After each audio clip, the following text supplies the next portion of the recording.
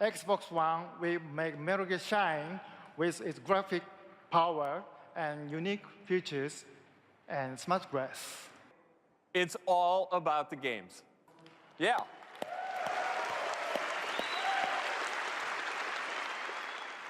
Fostering a thriving global community of developers is central to our mission at Xbox.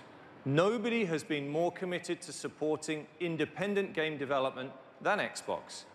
We have helped over 200 indie developers launch more than 400 games, totaling over $1 billion in sales. And of course, this commitment continues with Xbox One. As the head of Microsoft Studios, I've never been more proud of the games that we have in development. Microsoft is investing more than ever in studios around the world to create new and original games. And we have more titles in development now than at any other time in Xbox history. We've joined forces with the world's top publishing and development partners of all sizes to bring you the best games and exclusive content built on the technology in Xbox One. That includes blockbuster franchises, new IP, and yeah, the classics you've asked for. Yeah.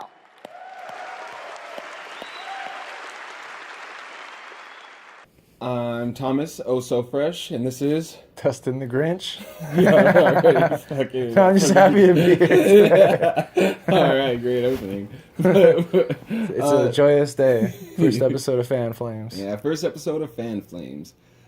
Basically, what we're trying to do on this one, we wanted to take a look back at E3 2013 with E3 2017 coming up and Xbox presumably launching the Scorpio right now.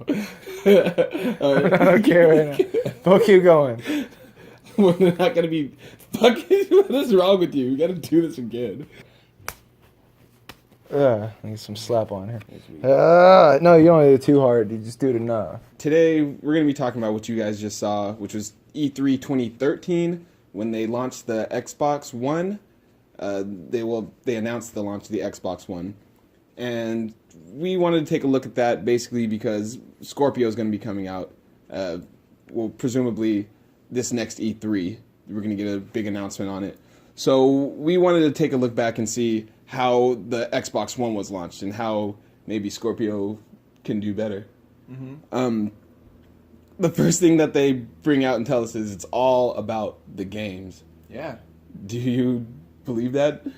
I don't think so. It seems like the second HDMI in was the indicator that it's a multimedia box to watch HBO on for the moms and the dads and all the, the soccer little girls to get involved with Xbox that aren't the hardcore gamers.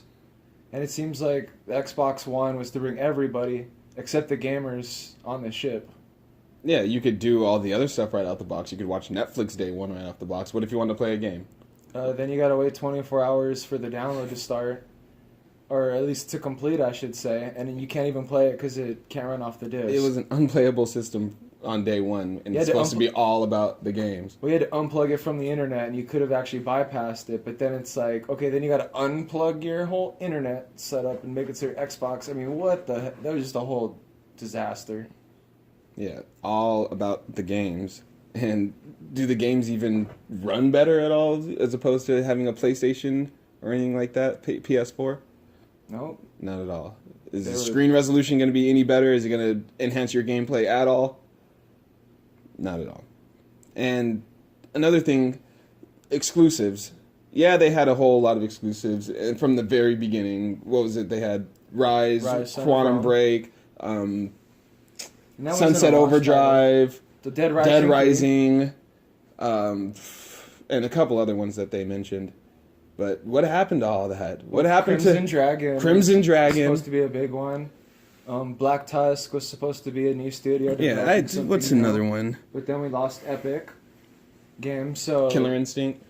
Well, Killer Instinct, I don't know. That's still exclusive. It's still an exclusive. No, it is, but it didn't hit right. I don't think it had the impact like they thought it was going to have. But what happened to all that? Why did they have so many exclusives from the jump, like Halo, Dead Rising, Killer Instinct from the very beginning, and then all of a sudden it just shifted to, oh, we're just going to get whatever we can get, nothing exclusive. And then when we do make an exclusive like Dead Rising or Halo, we're going to not make it for for everyone, like how they used to have it, the multiplayer aspect. That's what we do. That's why we buy those games. That's why we basically didn't buy like Dead Rising and stuff like that, because the multiplayer. Well, yeah, they're limiting multiplayer, so they took out the co-op campaign for Dead Rising 4, and then the split screen for Halo 5 was taken out. So and that's like, man, that's like a lot of the reasons why we play Xbox, to get with our friends and to have that couch co-op. And then they took that away from us. And that's just another thing that we feel like was taken away from us this generation at the launch of Xbox One. Yeah.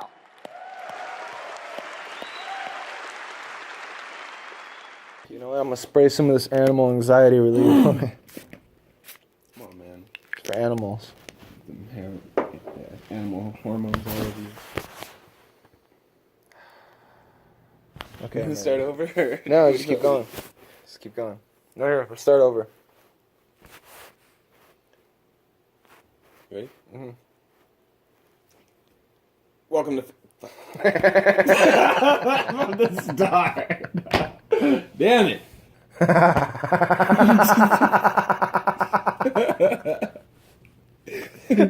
I tried to get all out of it. What is that? It smells like Fruit Loops. Those animal anxiety spray. I think it's working.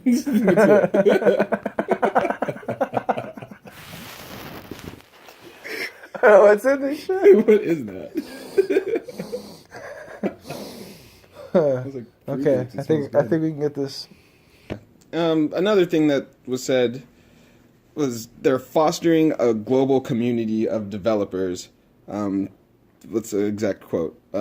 200 indie developers, launching 400 games in $1 billion in sales, but that was Xbox 360.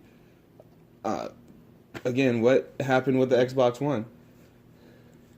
I don't know. It seems like I think they invested a lot more money on AAA titles. It seems like Scalebound, Sea of Thieves, which we haven't seen yet. What else was a big release that didn't really hit right? I'm sure a lot of money was invested in Rise Son of Rome, and that didn't do well. Paying the exclusive license for Tomb Raider. For a minimal amount of time. Yeah, it's only 1 year, and it's like it's not going to make anybody want to buy an Xbox. It's just And gonna now make with people PS4 wait. Pro, right now, the definitive edition is on PlayStation. Exactly, it's going to be the best. You can get a week VR experience if you like opening books all day and just looking at shelves. But at least they have it if you want to know more about the game. Yeah. But anyway, we're getting off topic on that. No, But just the timed that's fine. exclusivity isn't really working out for Xbox, and that's the main point of that. All the games that they're committed to on a first party level are also on computers, so like it doesn't give you any incentive to want to buy the Xbox. You can just get a computer and then play all these computer games, and then also play your, I don't know if you can play Halo 5, but you can definitely play your Forza, you can play your Gears, and there's like the new Lord of the Rings game, Shadow of Mordor, that's all PC compatible. So like there's a large library of games they're adding all the time. Yeah, basically a lot of They're making a reason though to not buy an Xbox. You can get a computer instead. So where's the exclusive, right? And where's the indies games? Yeah, and when Phil Spencer came out, which you guys obviously saw, he's talking about new IPs and new exclusives and everything like that. We kind of got it at the beginning with Rise and Sunset Overdrive and everything like that. But Dead all Rising that 3? Dead Rising 3, that's not a new IP. No, but it was a continuation, a very fun game and worth spending your hard-earned money on it. But yeah, Phil's talking about new IPs coming to Xbox One, and the ones that were there at the beginning at launch, and Black Tusk. Black Tusk? What's going on with that kind of stuff? Is like what's the future look like? Is Xbox Scorpio or whatever they're gonna call it? Are they gonna be doing the same thing, kind of little bait and switch, bring us in with all these exclusives that you're gonna have, and then not build upon them, and then just completely die out and give us a whole bunch of third-party games? It seems like that's their tactic, where Sony is giving us a lot of exclusive Japanese games that they're strong at. I wish Microsoft would follow suit and try to make some games, that are very physics-based, or like something like a Red Faction. Let's get some type of military game on this Xbox where you can have more destruction than just, Battlefield does a great job, but I would like to make craters. What if you could make your own trenches and crawl in the mud, and then if it was raining, they would fill up with water? Like, I want games that you're affecting the environment a little bit more. Don Matrick said, Xbox wasn't just going to be about the graphics, it was going to be about these huge databases of information from different users that was going to create an ecosystem where games were alive. And like, why aren't we getting those games? Like, maybe Sea of Thieves may be a good example, but that's not here yet. Still haven't seen, and we don't know like if that's the going first on example. Same with Crackdown, Crackdown 3. Yeah. So like, we don't know if those games are going to live up to it or not. No, absolutely. Phil Spencer also says that the more titles are in development now more than ever. What happened? Because if everything was still in development at that time that he said that, Quantum Break, I don't know if we mentioned that took how long to come out, and it changed a heck of a lot from what was shown. We didn't show that on the video, but it's a heck of a lot different than what was shown at the conference. Yeah, I'm sure a lot of people are familiar who know games that they replaced it with. He's Iceman, right? From Iceman, X-Men? whatever his name is. And then I know I wish I had more information. The guy from Game of Thrones, is the bad guy. But anyway, we're getting, it was an episodic video game mixture, and it did a good job. But the problem is, you play the game, and it didn't really do anything that Max Payne didn't do before it. Except for adding the spheres of time control and dashing, they needed to add a little bit more. And then the platforming, fell a little short. And then every time you have to watch the episodic content, you kind of got a little bored and wanted to play the game. Like, I bought that game and played a game, and I don't feel like that. I don't want to watch Netflix and then play a game. Yeah, and like then to cut watch me some off. more Netflix and then play that game. And then it's going to cut me off from playing the game because all the choices that I made in the game, I have to watch the damn 30-minute video to see what I did, and I don't want to watch a 30-minute video. What if I got into the game? What if I'm wanting to play this game right now? Then it's like, no, you can't play the game. You got to watch this thing for 30 minutes really quick.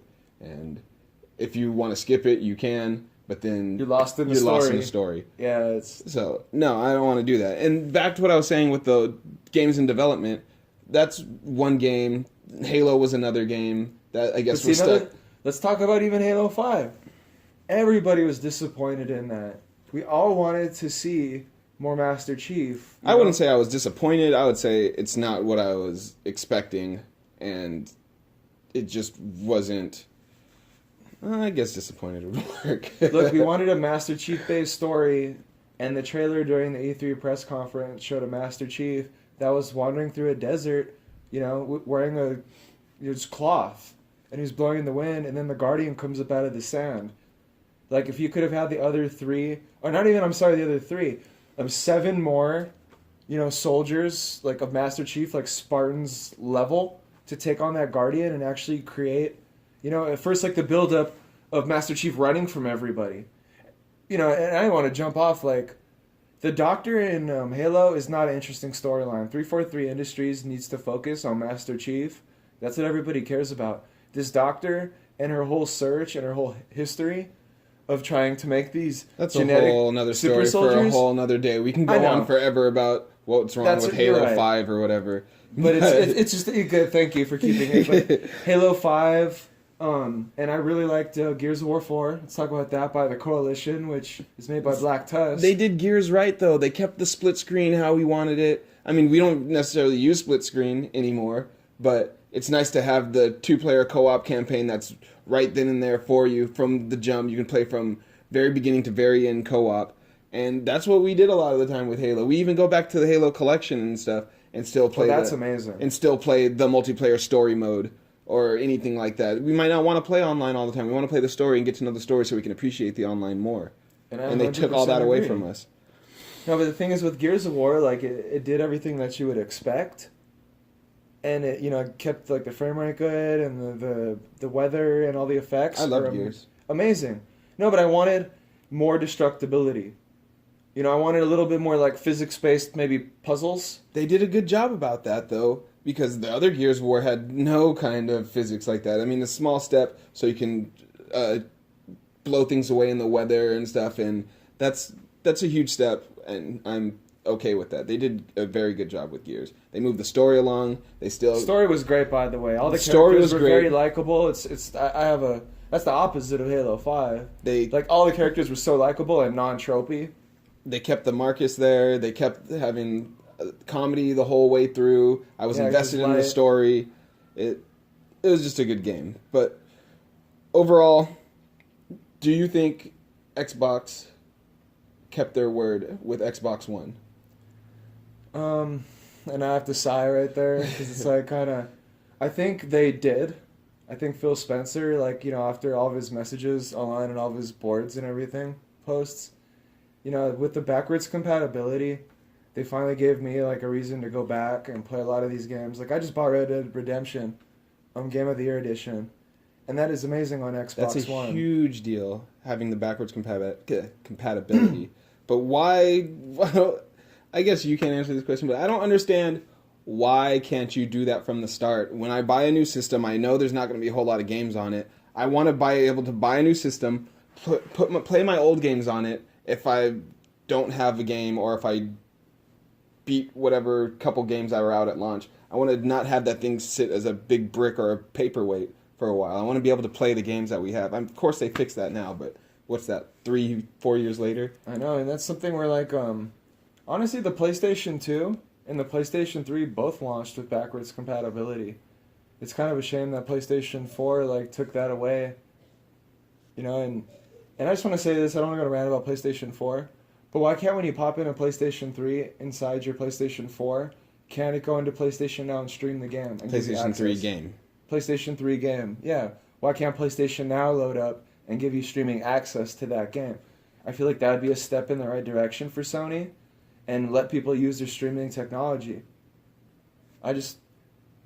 Yeah. I feel like, you know, but we're getting off topic. No, I completely understand. I was just thinking because like that just doesn't make any kind of sense to me. I mean, if someone can explain and What? make it, I mean, why can't we do that? Why is that not possible? It should, right? Because it's just a mark on your, it just, you know, it's like, oh, the disc is in. It shows you have the license because the disc is in. Give you access to that software from the library of PlayStation Now. And that's the thing about Xbox, where if they would have launched with this backwards compatibility feature at launch, I'm sorry, I think maybe Xbox One would have became my main, because there were only a couple games that launched that were truly good. We were playing a lot of Call of Duty Ghosts, I think at the time, and then I was playing a lot of GTA. Wii U. But GTA, that came out later in the Yeah. PlayStation 4. That was like 2 years in, where I think I was still playing it on We're PS3 playing it on at the PS3 time. at that time. Yeah. But all right, let's wrap this up. I want to hear you say something good about Xbox, something that they're doing right. Well, if you look at Xbox right now, they're doing everything right except for the exclusives, because they fixed the clunky interface and the UI in the system. They've given you a lot of ways now to not use the smart glass and give you all that interactivity inside of the Xbox, so you don't need another device to get that type of functionality. They have good games on the horizon. I do want to play State of Decay 2. I do really want to play Crackdown. Yeah, Crackdown 3 and Sea of Thieves. And I'm sure there's another Forza. But can we get a Forza with guns? So I can drive a car with the racing wheel and somehow shoot people? I don't even know how we would do it. But just, I don't know. But anyway. All right. Go ahead. No, Xbox is doing a good job. It's just before, since we're talking about E3 2017, they need to come out with 4 to 5 really good exclusives that make the consumer know that when they buy an Xbox One, they're gonna get 4 to 5 games that are made. Yeah, Scorpio. I guess I gotta call. Thank you. When you buy a Scorpio, you're gonna get some games that are like, when you show your friends and they come over and your 4K HDR TV, they're gonna be blown away. Like, you're gonna be seeing hair on, critters. Even your 1080p television, because Yeah, it'll downscale it perfectly. That's like the non-PlayStation Pro mistake. But like the hairs being rendered in 4K, if you can see that on, just any game, or even, I forget what they're called in Halo, those creatures. Smudge grass. No smudge guy. No, but the creatures in Halo. Yeah. The big Goliaths. Anyway, if we could have just realistic hair in sports games, that's what I want in 4K. I want weather effects that are photorealistic. If we can have that on Xbox Scorpio with some new games that really showcase this technology, I'll be very impressed and willing to buy one. Yeah. I'll say something nice real quick about Xbox. At least it kind of seems like they're listening to the consumer now.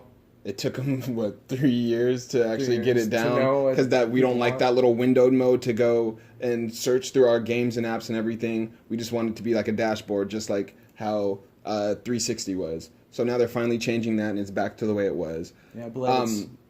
The backwards compatibility. They know everyone wanted that. They honestly kicked PlayStation's ass on that one. Yeah. But it's a little bit too little too late. I hate to say the but after I said all this nice stuff, but there you go, Microsoft. It's a great line for games. Yeah, and I think people are going to love it, and then they're going to understand what we're trying to create and how it links games and entertainment, the functionality of the box, some of the advantages that you get of having a box that is designed to use an online state. So that, to me, is a future-proof choice, and I think people could have arguably gone the other way if we didn't do it, and fortunately we have a product for people who aren't able to get some form of connectivity. It's called Xbox 360. Right. So stick with 360. That's your message if you don't, well, people don't like it? If you have zero access to the internet, that is an offline device. I mean, seriously.